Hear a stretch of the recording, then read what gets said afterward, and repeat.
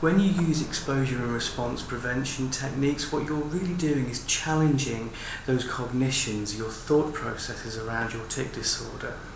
A lot of people who have tics will describe things like their disorder makes them feel like they just have to do their tics.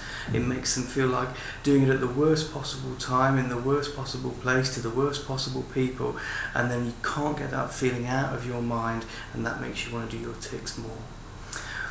These cognitions, these thought processes are so important to be able to try and master when dealing with your tic disorder, especially to things like the obsessive and compulsive tics where people want to touch things a certain number of times or even themselves up.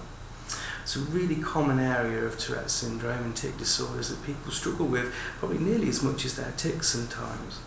Having to do certain things a certain amount of times can be really challenging to people in their life and make them really feel very self-conscious, which lowers their self-esteem. It's really important to think about how your disorder makes you feel, not how you feel. It's very separate to you and it doesn't define who you are and what you're capable of doing in life. It's really important to try and be as funny and as humorous about your disorders and the tics that can happen and when as possible, so that we bring down that seriousness, which also makes light, because humour makes things funny and more easy to cope with, and that's true for any condition in the world. It's really important to look at your fear response and to think how you fuel yourself when you're worried about these tics happening, and then what you do to feed into those.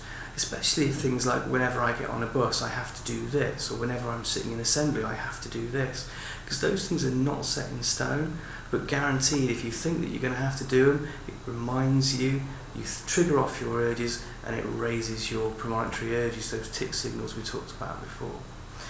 It's really important to think about practicing challenging those beliefs and those thoughts that, say for example, if I have to do something for 10 seconds, we'll do it for 15. If I have to do things twice, do them 4 times and see what happens. When you challenge those things, you make yourself feel more powerful over your tic disorder, and therefore your self-esteem goes up and your belief that you have to do your tics comes down.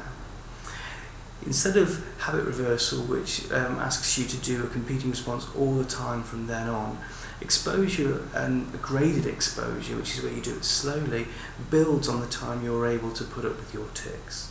So for example, if you feel that you can only hold your a coughing tic in for a second, try doing it for 2 seconds, and then the next time you hold it in, do it for 3 seconds, then the next time 4 seconds, and build it up slowly so it doesn't seem like an unclimbable mountain that you've then got to hurdle over. Remember, with exposure response, your psychology, your thoughts influence your tics probably more than anything else. And a lot of stress and anxiety, which we talked about previously making them worse, is to do with your beliefs and your thoughts about situations. Try to tackle your tics slowly and challenge the beliefs and the structure behind them a little bit at a time, and see what changes you can make without extra stress. See how you get on.